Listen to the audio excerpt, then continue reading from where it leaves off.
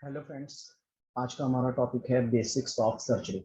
आज हम basics of surgery के बारे में पढ़ेंगे। कुछ हम सर्जरी के बेसिक्स आपको बताएंगे कि कौन कौन से ऐसे बेसिक्स हैं जो आपके एग्जाम पॉइंट ऑफ व्यू से इंपॉर्टेंट हैं।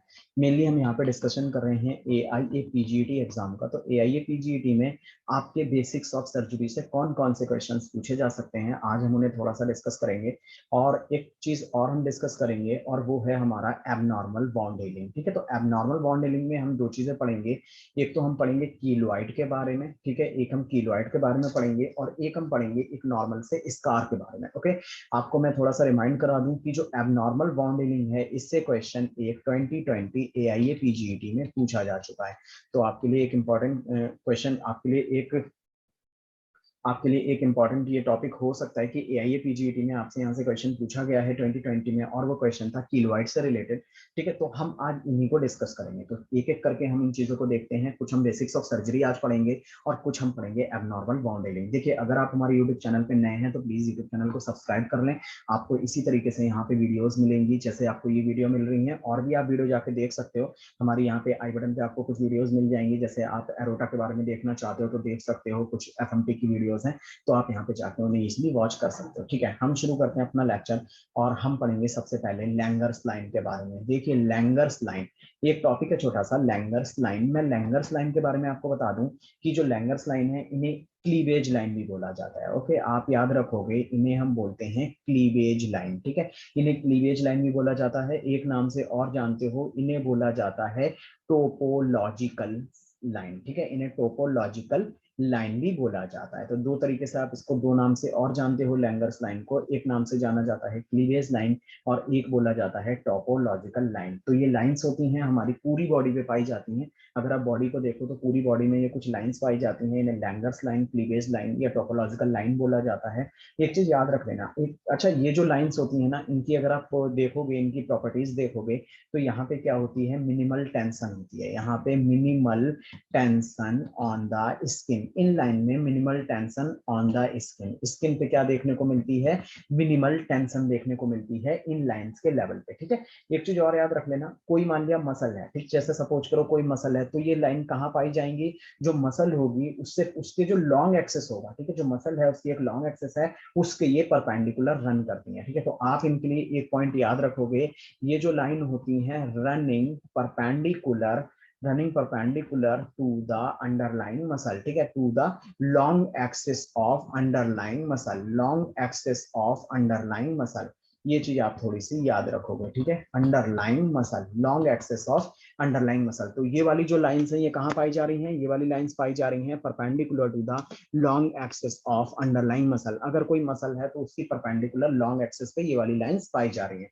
ठीक है, एक चीज आप इस चीज को याद रखोगे। दूसरी चीज मैं आपको बता दूं, दूसरा इंपॉर्टेंट पॉइंट यहाँ पे क्या हो सकता है, दूसरा इंपॉर्टेंट पॉइंट ये है कि अगर आप कोई इंसिजन लगा रहे हो, कोई सर्जरी करना है और आप इंसिजन लगा रहे हो, तो आप इंसिजन कहाँ लगाओगे, पैरेलल टू दिस लाइन। अगर इंसिजन आपको लगाना है तो इंसिजन कहाँ लगाया जाएगा, incision given on the parallel to this line, parallel to this line. ठीक है, इन लाइन के पैरेलल क्या लगाओगे, आप इंसिजन लगाओगे। ठीक है, ये चीज आप याद रखोगे। तो आपसे यहाँ पे कुछ क्वेश्चंस पूछे जाते हैं कि ये बता दो कि लैंगर्स लाइन का क्या इंपॉर्टेंस हो सकता है। तो लैंगर लाइन का इंपॉर्टेंस कहाँ पे होगा, लैंगर्स लाइन का इंपॉर्टेंस होगा सर्जरी में। तो अगर आप सर्जरी कर रहे हो तो इंसिजन आप कहाँ दोगे, पैरेलल टू दिस लाइन, इन लाइन के पैरेलल दोगे। एक बात तो ये हो गई। दूसरी, ये लाइंस रनिंग कहाँ करती हैं, running perpendicular to the long axis of the underline muscles. ठीक है, तो ये कुछ पॉइंट्स हैं। अच्छा, एक चीज और है, अगर आप लैंगर्स लाइन कभी देखना चाहते हो तो कोई ओल्ड पर्सन है उसके आप फेस पे क्या देख रहे हो, लैंगर्स लाइन। आपको झुर्रियां जो कह रहे हो वही लैंगर्स लाइन हो जाती हैं और वो लैंगर्स लाइन आपको वहां पे एल्डरली पर्सन में फेस पे साफ दिखाई देती है। ठीक है, तो Langer's line seen on the face of elderly person. ठीक है, मैं यहाँ पे लिख दूं Langer's line seen on the face of elderly person. Okay, face of elderly person, कोई एल्डरली पर्सन है तो उसके फेस पे आपको एग्जैक्टली क्या दिखाई देगी, लैंगर्स लाइन आपको दिखाई देती है। ठीक है, तो आप लैंगर्स लाइन वहां पे एल्डरली पर्सन में इजिली देख पाते हो। ओके, चलो हम थोड़ा सा और आगे चलेंगे, कुछ और टॉपिक्स हम लेंगे सर्जरी से रिलेटेड, कुछ और टॉपिक्स लेते हैं। जैसे मैंने आपको बताया था कि मैं बेसिक्स ऑफ सर्जरी पढ़ाऊंगा आपको और थोड़ा सा मैं आपको पढ़ाऊंगा कि अगर मान लिया कोई सर्जरी हुई है, उसके बाद वहां पे अगर कोई ग्रोथ वगैरह देखने को मिल रही है, तो वो चीजें मैं थोड़ा सा आपको डिस्कस करूंगा, ठीक है। चलिए हम थोड़ा सा आगे चलते हैं और हम एक टॉपिक और देखेंगे। मैं आपको बताऊंगा catheters used in surgery. Surgery में कुछ कैथेटर्स यूज करे जाते हैं, ठीक है। कैथेटर्स का मतलब होता है ट्यूब यूज करी जाती है, ठीक है। तो catheters used in surgery, surgery में कुछ कैथेटर्स यूज करे जाते हैं, कुछ ट्यूब्स यूज करी जाती हैं। डिफरेंट डिफरेंट फंक्शन के लिए हम डिफरेंट ट्यूब्स का यूज करते हैं और उन ट्यूब्स के डिफरेंट नेम भी होते हैं, ठीक है। जैसे मैं अगर बात करूं, एक चीज मैं आपको पहले भी बता चुका हूं जब मैं आपको पढ़ा रहा था एम्बोलस वगैरह के बारे में, जब मैं एम्बोलस आपको डीवीटी, एम्बोलस, थ्रोम्बस के बारे में बता रहा था, तब वहां पे मैंने जिक्र किया था एक कैथेटर का और उसका नाम था फोगार्टी कैथेटर, ठीक है। फोगार्टी कैथेटर, सबसे पहले आप इसी का नाम लिखो क्योंकि इसका नाम आपकी बुक में अच्छे से लिखा हुआ है, दैट इज द फोगार्टी कैथेटर। या इसको एक नाम से और भी जाना जाता है और इसे कहा जाता है फोगार्टी एम्बुलेक्टोमी कैथेटर, एम्बोलेक्टोमी कैथेटर। ओके, फोगार्टी एम्बोलेक्टोमी कैथेटर भी बोला जाता है। देखो इसका यूज कहाँ करते हो, इसका यूज करा जाता है जैसे मान लिया कोई एक क्लॉट है या कोई एम्बुलस है, कहाँ बन गया है, किसी आर्टरी के अंदर बन गया है। मान लिया किसी आर्टरी के अंदर कोई एम्बुलस या कोई क्लॉट बन गया है, ठीक है, तो आप सिंपली बोल सकते हो आर्टीरियल एम्बुलस, ठीक है। तो आर्टीरियल एम्बुलस को निकालने के लिए इसका फोगार्टी कैथेटर का यूज करते हैं। फोगार्टी एम्बुलेक्टोमी कैथेटर कह सकते हो, सिंपली फोगार्टी कैथेटर बोला जाता है इसे। इसमें देखो होता क्या है, इसमें कुछ नहीं होता, इसमें ऐसे करके जैसे मान लिया ये एक ट्यूब है, ये ट्यूब है, इसके आगे एक ऐसे छोटा सा वैलून लगा रहता है, इसको क्या करते हैं उस पर्टिकुलर आर्टरी के अंदर डाला जाता है और ये वैलून जाके आगे क्या हो जाएगा, बड़ा हो जाएगा। जब वैलून आगे जाके बड़ा हो जाएगा तो क्या करेगा, वहां पे अगर मान लिया कोई एम्बुलेंस फंसा हुआ है तो आप उसे इजिली क्या कर लोगे, वहां से ड्रेन भी कर लोगे और फिर वहां से आप क्या करोगे, उसे वहां से हटा दोगे, ठीक है। तो एम्बुलेंस अगर कहीं पे है तो आप उसे हटाने के लिए कौन सी चीज यूज करते हो, फोगार्टी कैथेटर। आपके एग्जाम में पूछा जा सकता है, ये इंपॉर्टेंट हो सकता है, आप इसको स्टार बना के लिख सकते हो, Fogarty catheter is used for the embolectomy, ठीक है। तो फोगार्टी एम्बुलेक्टोमी कैथेटर ही इसे बोला जाता है, क्लियर। ये चीज आप थोड़ा सा याद रखोगे, ओके। चलो यहां तक क्लियर हुआ। अगले कैथेटर की तरफ चलते हैं हम और हम डिस्कशन करेंगे एक और कैथेटर का जिसे बोला जाता है मेल कॉट कैथेटर, ठीक है। मेल कैट कैथेटर के बारे में हम देखेंगे, मेल कैट कैथेटर के बारे में देखेंगे। ये कैथेटर क्या होता है, इस कैथेटर को आप देख लो, इसे बोला जाता है मशरूम कैथेटर, ठीक है। इसे मशरूम कैथेटर भी बोला जाता है, ठीक है। मशरूम कैथेटर भी बोला जाता है। अब देखना ये इस कैथेटर का क्या यूज होता है। देखिए क्या होता है, जैसे मान लिया कहीं पे रीनल या ब्लैडर सर्जरी हुई है, कहीं पे ब्लैडर की सर्जरी हुई है या कहीं पे किडनी की सर्जरी हुई है, तो सिंपल पहली चीज तो आपको ये पता होना चाहिए कि आप इसे मेलकॉट को कहाँ यूज करते हो। आप यूज करते हो रीनल या ब्लैडर सर्जरी में, रीनल या फिर ब्लैडर सर्जरी में आप इसे यूज करते हो, रीनल या ब्लैडर सर्जरी में आप यूज करते हो। और इसका यूज क्यों करा जाता है, इसका यूज करा जाता है जो परकुटेनियस एब्सेस हो गई है, मान लिया कोई फ्लूइड है या वहां पे कोई चीज थोड़ी सी इकट्ठा हो रही है, ठीक है, तो उसको ड्रेन करने के लिए, जैसे मान लिया आपने रीनल का सर्जरी कर दी या ब्लैडर सर्जरी कर दी, ठीक है, तो वहां पे आप क्या करोगे, अगर कोई एब्सेस बन गया वहां पे या कोई फ्लूइड का फॉर्मेशन हो रहा है तो आप उसे ड्रेन करोगे। तो उसी ड्रिप को ड्रेन करने के लिए मेलकट कैथेटर या फिर मशरूम कैथेटर का यूज करा जाता है, ठीक है। तो आप यहाँ पे लिख सकते हो इस कैथेटर को यूज करा जाता है परकुटेनियस एब्सेस अगर कोई है, परकुटेनियस एब्सेस है, ठीक है। तो परकुटेनियस एब्सेस और क्या कोई फ्लूइड है तो फ्लूइड को क्या करने के लिए, फ्लूइड को ड्रेन करने के लिए आप इसका यूज करते हो। तो रीनल या ब्लैडर सर्जरी हुई है, मेलकट कैथेटर से आप क्या करते हो, परकुटेनियस एब्सेस या फिर फ्लूइड को ड्रेन करने का आप काम करते हो, ठीक है। तो आपको ये मेलकट कैथेटर के बारे में पता होना चाहिए और इसी को दूसरे नाम से जाना जाता है, इसी को बोलते हो आप क्या, मशरूम कैथेटर, इसी को बोला जाता है मशरूम कैथेटर, ओके।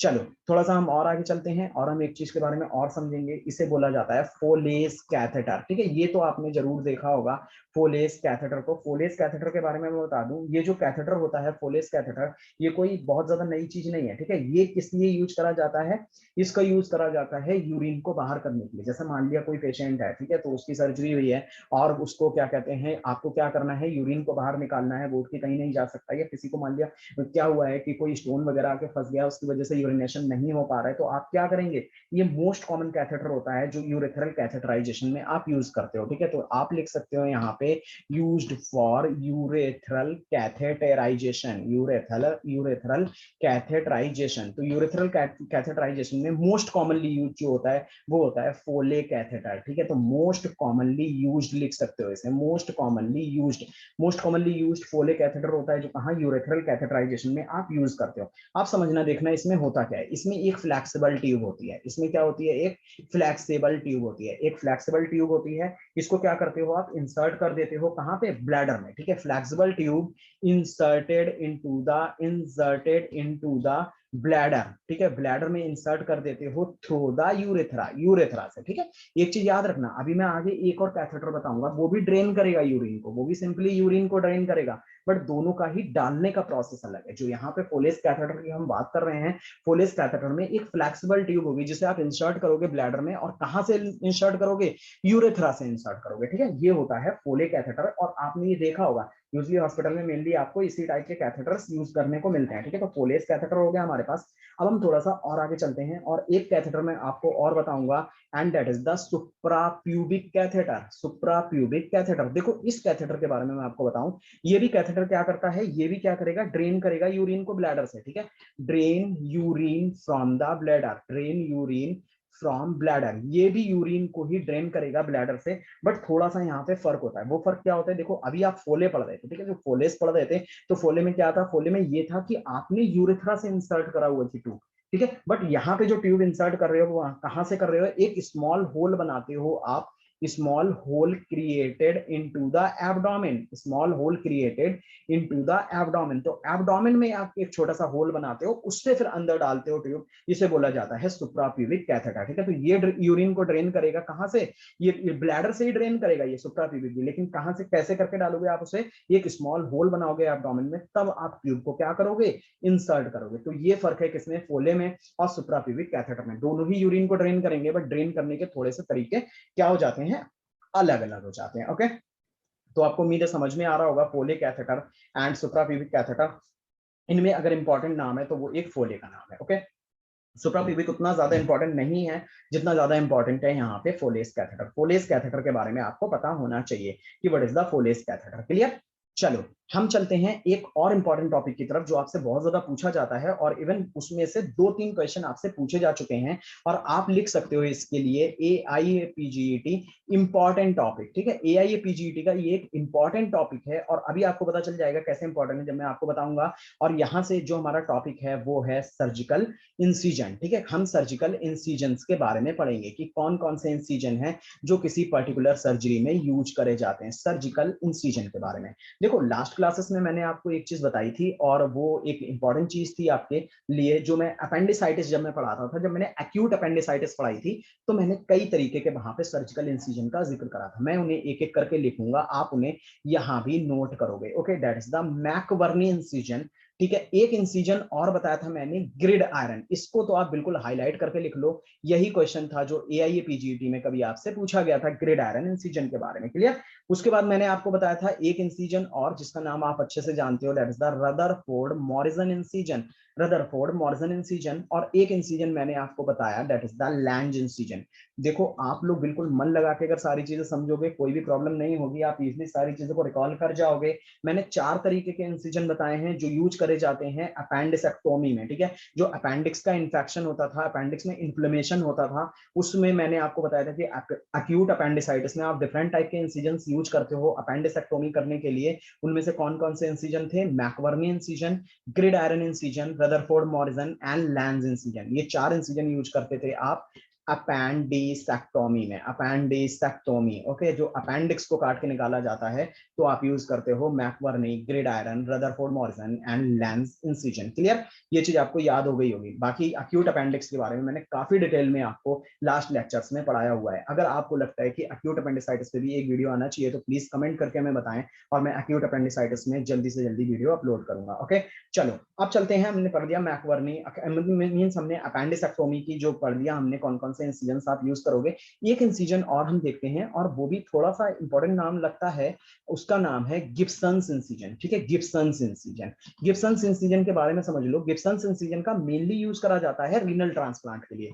अगर रीनल ट्रांसप्लांट करना है, अगर किडनी ट्रांसप्लांट कोई करना चाह रहे हो आप, ठीक है, आप डॉक्टर और सर्जन हो और आप किडनी ट्रांसप्लांट करना चाह रहे हो, तो आप कौन सा इंसीजन दोगे? आप गिब्सन्स इंसीजन दे दोगे, क्लियर। गिब्सन्स इंसिजन देखोगे। बट एक चीज याद रखना, गिब्सन्स इंसिजन या इसी का एक मॉडिफाइड फॉर्म होती है जिसे बोला जाता है मॉडिफाइड गिब्सन्स इंसिजन, मॉडिफाइड गिब्सन्स इंसिजन। और इस इंसिजन को भी यूज करा जाता है रीनल ट्रांसप्लांट में, और एक जगह आप और यूज करते हो, और आप यूज करते हो गायनेकोलॉजिकल सर्जरी में, ठीक है, गायनेकोलॉजिकल सर्जरी में। गायनेकोलॉजिकल सर्जरी में भी आप क्या करते हो, इसको यूज करते हो गिब्सन्स को। तो गिब्सन्स के 2 पॉइंट आपको अच्छे से पता होना चाहिए। गिब्सन्स मेनली यूज करा जाता है रीनल ट्रांसप्लांट में, ये बात आपको अच्छे से पता होना चाहिए, and also used in the gynaecological surgery. तो renal transplant and gynaecological surgery में आप क्या यूज करते हो, गिब्सन्स इंसिजन यूज करते हो। ये क्लियर कट आपको ये बात पता होना चाहिए। ओके, चलो थोड़ा सा हम और आगे चलेंगे। गिब्सन्स आपको समझ में आ गया होगा। अभी मैंने मैकबर्नी बताया, grid iron, Rutherford, Morrison and Lanz वगैरह बताए।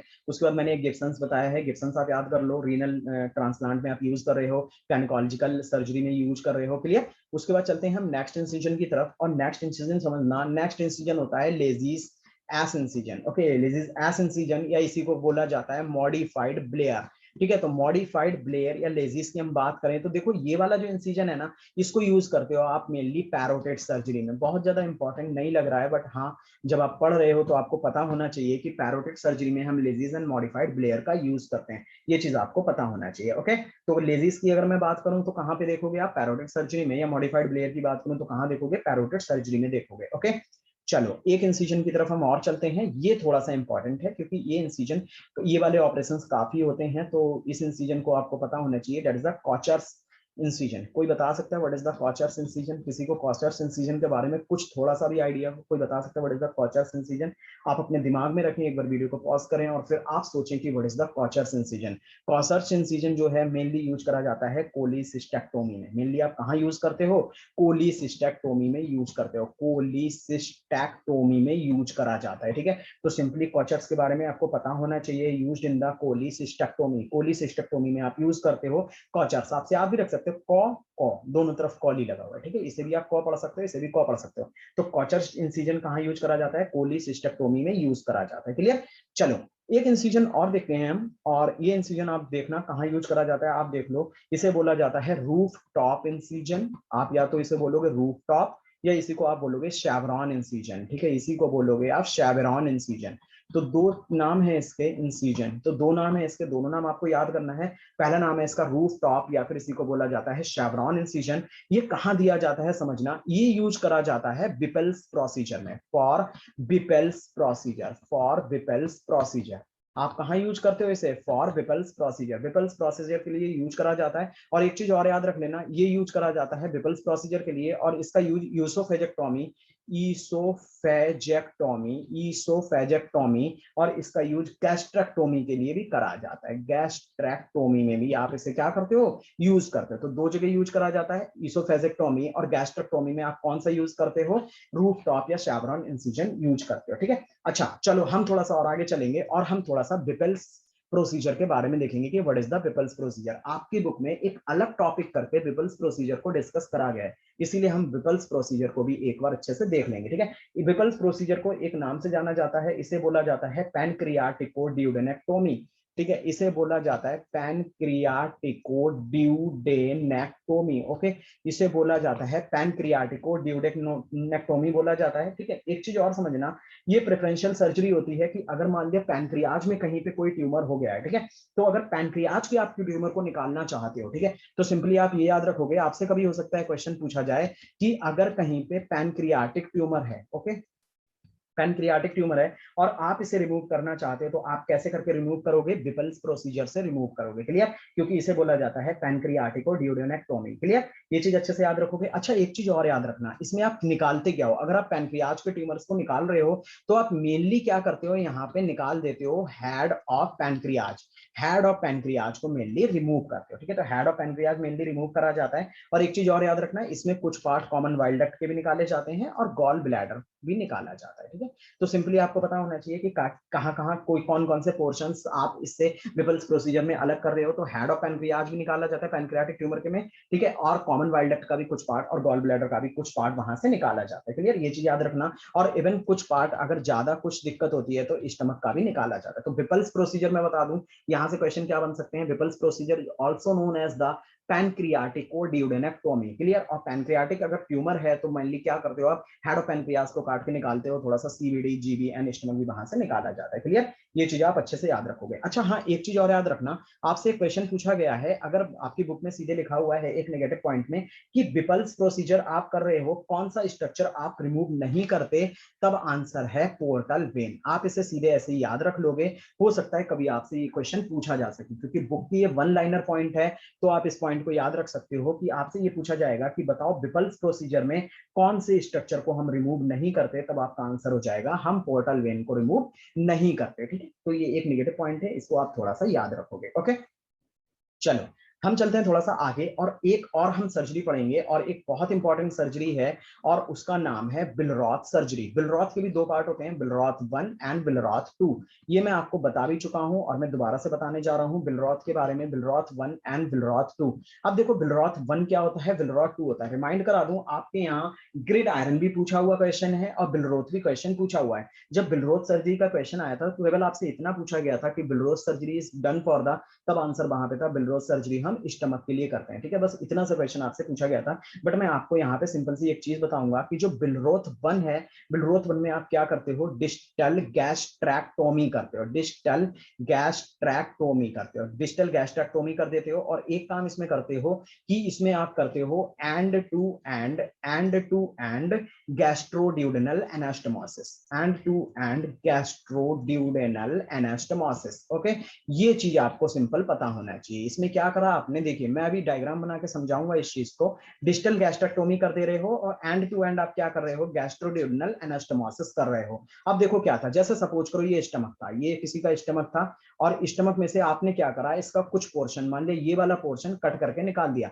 ये वाला पोर्शन जब आप कट करके निकालोगे तो उसके बाद क्या होगा, आप समझ ही सकते हो कि स्टमक का ये वाला पार्ट अलग हो जाएगा और ये ड्यूडेनम वाला पार्ट अलग हो जाएगा। आफ्टर ऑल आप क्या करते हो, इस स्टमक वाले पार्ट को, ऊपर वाले पार्ट को, और इस ड्यूडेनम से एनास्टोमोस कर देते हो, मतलब ले जाके क्या करते हो, जोड़ देते हो। इसी को बोला जाता है गैस्ट्रोड्यूडेनल एनास्टोमोसिस, या इसी को बोला जाता है end to end gastroduodenal anastomosis. अगर कभी आपसे क्वेश्चन पूछा जाए कि Billroth surgery is done for the, तो आप बोलोगे स्टमक के लिए। बट अगर वो इससे ज्यादा कभी अंदर जाए और आपसे पूछे कि Billroth 1 is done for the, तो आप सिंपल सा बोलोगे कि क्या करा हमने, डिस्टल गैस्ट्रेक्टोमी करा plus end to end gastroduodenal anastomosis कर दिया। इस पूरे ही प्रोसेस को हम बोलते हैं बिलरॉथ 1। इसी पूरे प्रोसेस को क्या बोला जाता है, बिलरॉथ 1 बोला जाता है, क्लियर। चलो थोड़ा सा हम आगे चलते हैं और हम समझते हैं बिलरॉथ 2 के बारे में। देखो बिलरॉथ 2 में क्या होता है, बिलरॉथ 2 में भी कुछ कट करेंगे हम। जैसे सपोज करो ये स्टमक है किसी का, ये किसी का स्टमक है, और हमने एक बड़ा कट लगाया है, इतना बड़ा कट लगा दिया, ठीक है। अगर इतना बड़ा हमने कट लगाया तो आप सोच सकते हो कि अगर आप डिस्टल मोस्ट पार्ट स्टमक के, अगर इसको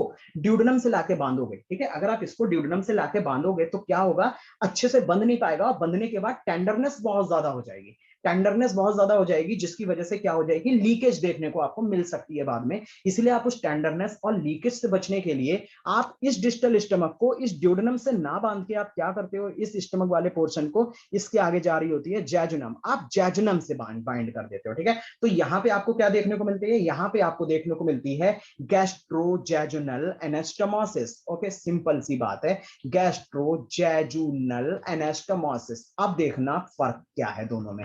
फर्क ये है कि अगर आप देखो बिलरोथ यूज्ड फॉर द स्टमक, बिल्कुल ठीक बात है, बट बिलरोथ 1 एंड 2 को आप डिफरेंशिएट कर सकते हो। बिलरोथ 1 इज यूज्ड फॉर द, बिलरोथ 1 क्या कर रहे हो, डिस्टल गैस्ट्रोटोमी कर दिया आपने, और end to end gastroduodenal anastomosis कर रहे हो आप। You are doing here the gastroduodenal anastomosis, because आप क्या कर रहे हो, स्टमक के पार्ट को डायरेक्टली ड्यूडेनम से क्या कर रहे हो, बांध दे रहे हो। This is known as the gastroduodenal anastomosis. But in the Billroth 2 surgery you are not bind at the duodenum position, but you are bind at the jejunum. So this type of anastomosis is known as the gastrojejunal anastomosis, which is the consequence of the बिलरोथ 2। Clear. तो बिलरोथ 2 किसके लिए होती है, बिलरोथ 2 भी stomach के लिए होगी। Billroth 1 and 2 both are used for the stomach, but 1 में क्या करते हो आप, ड्यूडेनम से बांधते हो, और 2 में आप गैस्ट्रोजेजुनल एनास्टोमोसिस करते हो, क्लियर।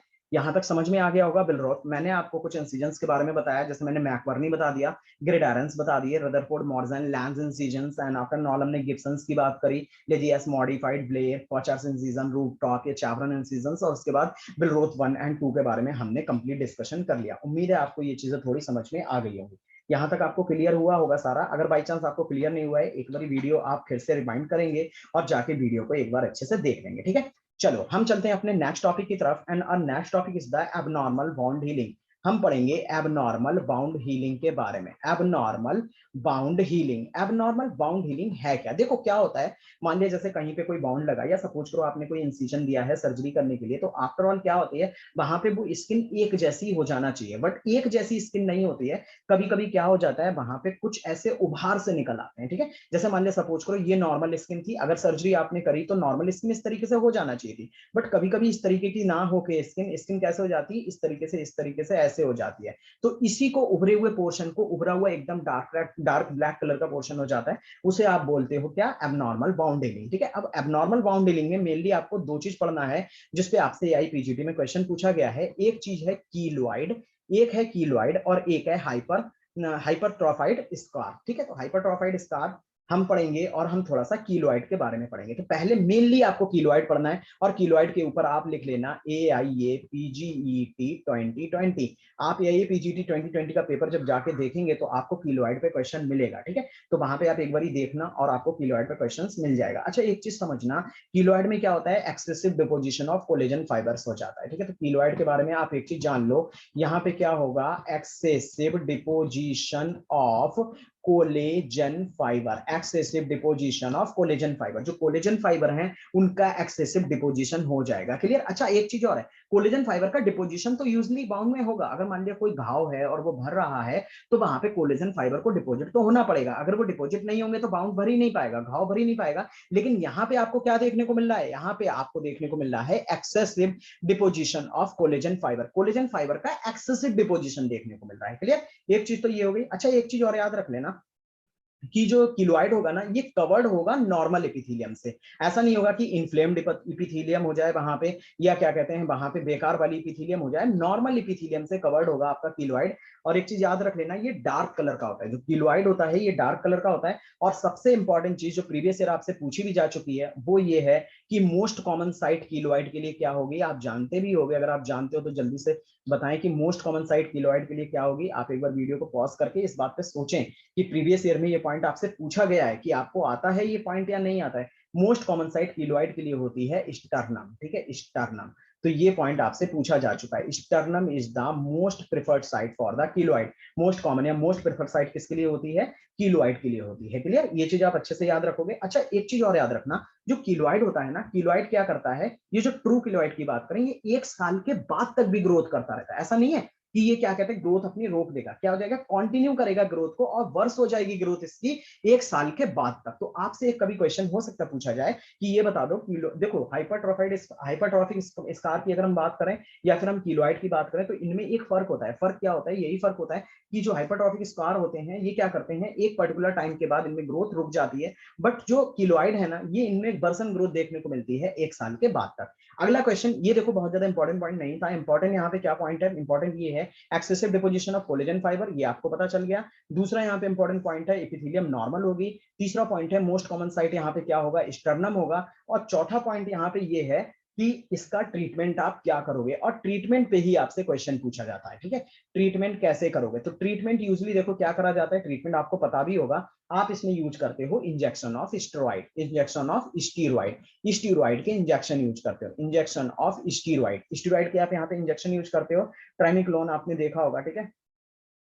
देखो मैं लिख सकता हूं कि इंजेक्शन ऑफ स्टेरॉइड आप यहाँ पे यूज करते हो। और एक चीज और याद रखना, आप सिलिकॉन जेल भी यूज करते हो, क्या यूज करते हो, आप सिलिकॉन जेल भी यूज करते हो। तो आप स्टेरॉइड का कोई इंजेक्शन दे सकते हो, कोई भी स्टेरॉइड, बहुत से स्टेरॉइड आते हैं जिनका इंजेक्शन दिया जाता है, बट यूजली आप याद रखना कि आप क्या देते हो, आप यहाँ पे स्टेरॉइड का इंजेक्शन दे देते हो, और सिलिकॉन जेल भी यूज करा जाता है, क्लियर। तो ये किसके लिए यूज कर रहे हो आप, ये आप यूज कर रहे हो मीन्स जो किलोइड है, किलोइड को हटाने के लिए आप यूज कर रहे हो। तो थोड़ा सा अगर इंजेक्शन ऑफ स्टेरॉइड दे दोगे तो आफ्टर ऑल क्या हो जाएगा, वहां पे जो कोलेजन डिपॉजिट हुआ था वो कोलेजन धीरे धीरे हटना शुरू हो जाएगा, और जो किलोइड है वो सही से थोड़े टाइम के बाद ठीक हो जाएगा, ठीक है। अब हम चलते हैं हाइपरट्रॉफिक स्कार के बारे में। देखो हाइपरट्रॉफिक स्कार देख लो, हाइपरट्रॉफिक स्कार से रिलेटेड क्या क्वेश्चन पूछा जा सकता है आपसे, ये मैं आपको बता दूं। हाइपरट्रॉफिक स्कार्स, ठीक है, अगर हाइपरट्रॉफिक स्कार की बात करो तो एक चीज याद रख लेना, ये यंग ग्रुप में ज्यादा देखने को मिलता है, यंगर ग्रुप में देखने को मिलता है, seen in the younger group, seen in the younger group में देखने को मिलेगा। और एक चीज और याद रख लेना, ये यूजुअली हाइपरट्रॉफिक स्कार आपको देखने को मिलता है पार्टिकुलरली आफ्टर इंजरी, जैसे कि वर्न, ठीक है। This is seen in the particularly after injury, particularly after injury like worm. ठीक है, तो वर्म के केस में आपको क्या मिलता है, हाइपरट्रॉफिक स्कार देखने को मिल जाता है। क्लियर, ये चीज आप याद रखोगे। अगला इसका जो इंपॉर्टेंट पॉइंट है वो ये है कि आप हमें मोस्ट कॉमन पोजीशन बता दो कि इसकी स्कार की क्या थी। फिर से मैं आपसे एक क्वेश्चन पूछ रहा हूं कि आप मुझे ये बता दो कि मोस्ट कॉमन पोजीशन या मोस्ट कॉमन प्रोन एरिया क्या था कीलोइड के लिए, तो आपका आंसर होगा स्टर्नम था। यहाँ पे अगर मोस्ट कॉमन पोजीशन की हम बात करें तो प्री स्टर्नल एरिया होता है। ठीक है, pre sternal area, pre sternal area होता है, यहाँ पे प्री स्टर्नल एरिया होता है। और ये बात मैं आपको पहले ही बता चुका हूँ कि यहाँ पे क्या होगा,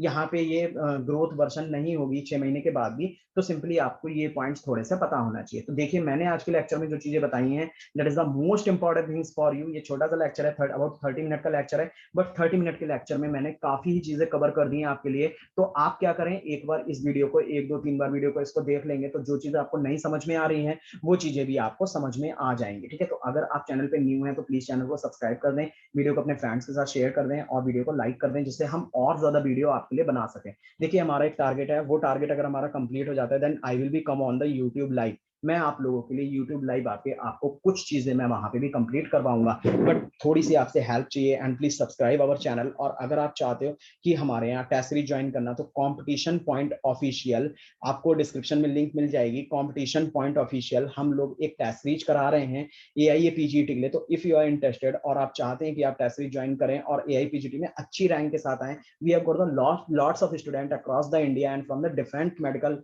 यूनानी कॉलेजेस ऑफ इंडिया। तो हमारे पास बहुत से स्टूडेंट हैं। तो अगर आप चाहते हो टेस्ट सीरीज को ज्वाइन करना तो please competition point official play store से डाउनलोड कर ले, मैंने डिस्क्रिप्शन में लिंक दी हुई है, आप वहां से डाउनलोड कर सकते हैं और फिर हमारी टेस्ट सीरीज को ज्वाइन कर सकते हैं। क्लियर, ठीक है। Thanks for watching the video, please share and like. Thank you.